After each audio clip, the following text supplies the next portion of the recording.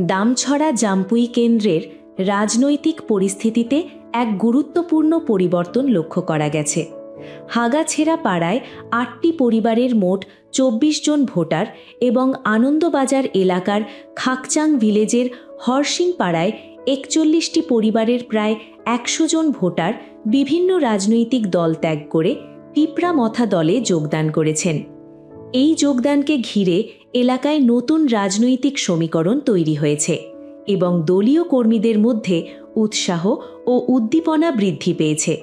এই উপলক্ষে একটি অনুষ্ঠানের আয়োজন করা হয়, যেখানে নবযোগদানকারীদের হাতে দলীয় পতাকা তুলে দিয়ে আন্তরিকভাবে স্বাগত জানান দামছড়া জাম্পুই কেন্দ্রের টিপরামথার প্রার্থী শ্রী ভবরঞ্জন রিয়াং। তিনি তার বক্তব্যে বলেন, টিপরামথা দল মানুষের অধিকার ও উন্নয়নের জন্য কাজ করে চলেছে এবং নতুন সদস্যদের অংশগ্রহণে দল আরও শক্তিশালী হবে। নবযোগদানকারীরাও দলের প্রতি আস্থা প্রকাশ করে জানান যে তারা এলাকার উন্নয়ন, শিক্ষা, স্বাস্থ্য এবং কর্মসংস্থানের জন্য টিপরামথার পাশে থাকতে চান। এই ঘটনাকে কেন্দ্র করে আগামী নির্বাচনে এই কেন্দ্রে টিপরামথার অবস্থান আরও মজবুত হবে বলে মনে করা হচ্ছে।